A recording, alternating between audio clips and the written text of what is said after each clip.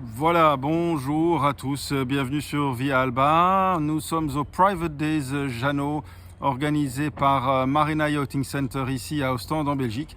Et derrière moi se trouve un bateau un petit peu particulier. Vous voyez qu'il y a énormément de matériel sur le toit.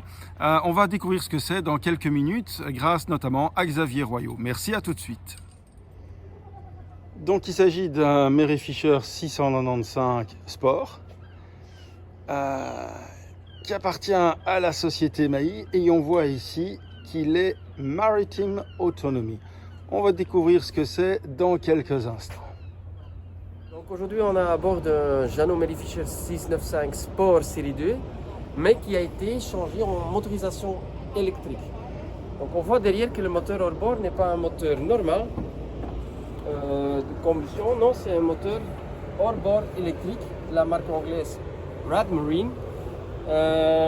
Et le moteur qui est assez spécial, il reste centré, c'est que en bas qui tourne.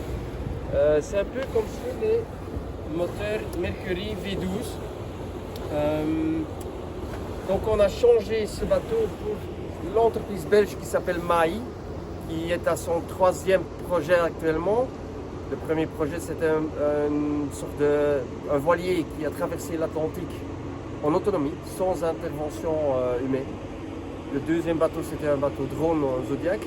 Et aujourd'hui, on est sur le 3e projet, un bateau développé pour naviguer en autonomie, pour faire les sondages dans les ports, sondages de profondeur. Et, ici, tu as ouvert la soute du cockpit, et qu'est-ce qu'on y trouve? Donc on voit qu'il n'y a plus de réservoir d'essence. Il n'y a qu'une grande batterie qui fait 315 kg, qui est installée dans la longueur de la cale. On a dû rajouter une varangue, vous le voyez derrière. On a le chargeur qui est là.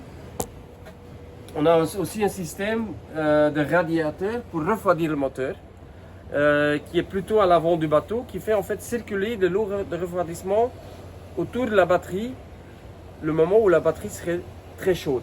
Et cette eau, c'est de l'eau de mer ou c'est de l'eau qui est à bord? C'est l'eau qui est à bord, oui. C'est l'eau qui est à bord, c'est un système vraiment fermé. Donc il y a un réservoir d'eau à part. Je dirais réservoir d'eau refroidissement. C'est vraiment un liquide de refroidissement qui est dedans. Alors ici, on est sur l'avant du bateau, évidemment, et on voit tout le matériel qui est sur le toit. Donc c'est tout ce matériel-là qui permet l'autonomie du bateau, alors Xavier? Oui, donc on a des caméras, on a des sensors, on a un radar, il y a l'antenne VHF qui communique avec l'AIS. Donc on voit quand même qu'il y a plein de sensors qui vont voir s'il y a un autre bateau qui arrive, à quelle vitesse il arrive. Même je dirais un nageur, il va être vu de façon que le bateau peut éviter la collision. Il y a toutes sortes d'antennes aussi pour la communication à bord. Le poste de bar alors va être aussi aménagé, je suppose, pour l'équipement qu'on va avoir ici sur le toit. Donc on va voir qu'à l'intérieur, il n'y a qu'un écran, c'est un iPad, où tout est recentré. Allez, on y va. Ouais. Ok Xavier. Donc on a la manette électrique avec le trim et le volant. Et si on écoute bien, on entend l'embase tourner. Je vais aller voir ça derrière. Ok. Donc c'est l'embase qui tourne. Et c'est vraiment une direction toute électrique aussi. Et la direction est électrique. Vous voyez? Oui, on voit bien. C'est ça. Et pourquoi est-ce qu'on n'a finalement pas cette technologie-là sur des moteurs comme les Yamaha ou les Mercury plus accessibles? Ça va venir peut-être à l'avenir? En électrique, je crois que le désavantage, c'est l'autonomie à vitesse plus vite planante. On voit qu'ici, le bateau il peut naviguer pendant 7 heures en croisière, ce qui n'est pas assez pour faire de la plaisance. Les gens qui font de la plaisance, ils aiment plutôt quand même la sensation de sport sur un bateau moteur, où le bateau va accélérer jusqu'à 35 km/h. Si on ferait ça avec un bateau électrique, le problème c'est que la batterie serait très vite déchargée. C'est ça.